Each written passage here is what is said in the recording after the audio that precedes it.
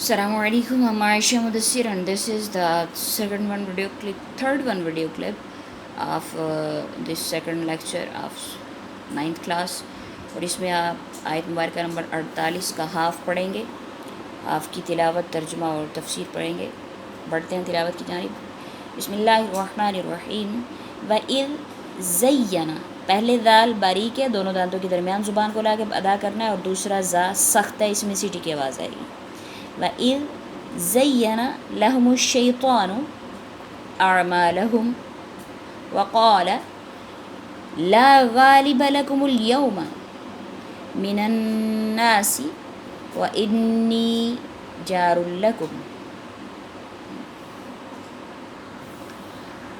وَإِذْ، اور جب، زَيَّنَ آراستہ کر دیے، سجھا دیے، لہم ان کے لیے، الشیطان و شیطان نے، اعمالہم ان کے اعمال. جب شیطان نے ان کے لیے ان کے اعمال آراستہ کر دیے، سجھا دیے، وقال، اور اس نے کہا، کس نے؟ شیطان نے کہا، لا غالب، نہیں کوئی غالب ہوگا، نہیں کوئی غالب ہوگا، لکم تم پر، الیوم آج کے دن، من الناس لوگوں میں سے، وانی اور بے شک میں، جار لکم دوست ہوں، ساتھی ہوں، ہمسایہ ہوں، دوست ہوں، ساتھی ہوں یا ہمسایہ ہوں. جارن عربک میں ہمسایہ کو بولتے ہیں نا، میں نے اس لیے تینوں معنی بتائے ہیں آپ کو، لیکن یہاں پہ ساتھی اور دوست معنی آئے گا، ٹھیک ہے. اور بے شک میں دوست ہوں تمہارا، لکم تمہارا، ٹھیک ہے. بے شک میں تمہارا دوست ہوں یا تمہارا ساتھی ہوں، ٹھیک ہے. اب اتنا یہ جو آیت ہے، اس میں شیطان یہ کس کو کیا کہہ رہا ہے؟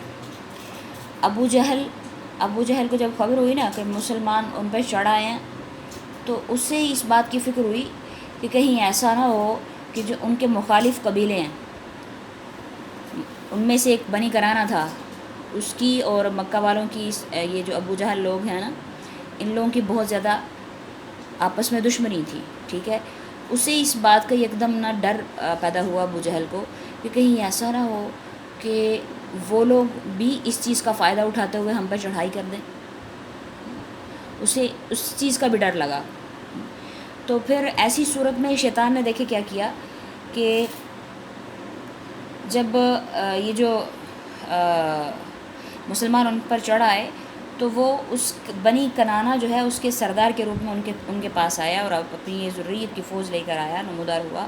اور ابو جہل وغیرہ لوگوں کو اس نے آ کے ایک تسلی دی، شیطان نے ایک تدبیر کی ان کو اکسانے کے لیے نا، کہ کہیں اس کے دماغ میں یہ بات نہ آ جائے کہ ہم لوگ شکست کھا رہے ہیں مسلمانوں سے جنگ کے دوران، تو کہیں پیچھے نہ ہٹ جائے. مسلمانوں کو نقصان پہنچانے کے لیے اس نے، شیطان نے ہر ممکن کوشش کی، بڑے بڑے روپ دھار کے اس نے اکسایا قریش کے سرداروں کو، ٹھیک ہے، جو اس لشکر کے سردار تھے. تو قریش جو ہیں وہ اپنی قوت اور جمعیت پر بہت زیادہ مغرور تھے، ٹھیک ہے. تو جو بنی کنانہ سے ان کی چھیڑ چھاڑ جو رہتی تھی، اس کو جو یہ خطرہ ہوا کہ کہیں وہ بھی چڑھ نہ آئے، تو شیطان نے دیکھو فوراً ان کی پیٹھ جو ہے یا ان کی ہمت جو ہے اس کو بڑھانے کے لیے کنانہ کے سردار اعظم جو ہے سراقہ بن مالک، بنی کنانہ کا جو سردار تھا نا، سراقہ بن مالک، اس کی صورت میں آیا، اس کے روپ میں آیا. اور ابو جہل اور اس کے باقی سرداروں کو اس نے ورگلایا، اطمینان دلایا کہ ہم سب کیا ہیں، تمہارے ساتھ ہیں، تمہارے حمایتی ہیں، تم بس آگے بڑھو اور ان سے لڑو اور جہاد کرو، ٹھیک ہے. اب باقی سم اگلے کلپ میں کریں گے، اگلے لیکچر میں.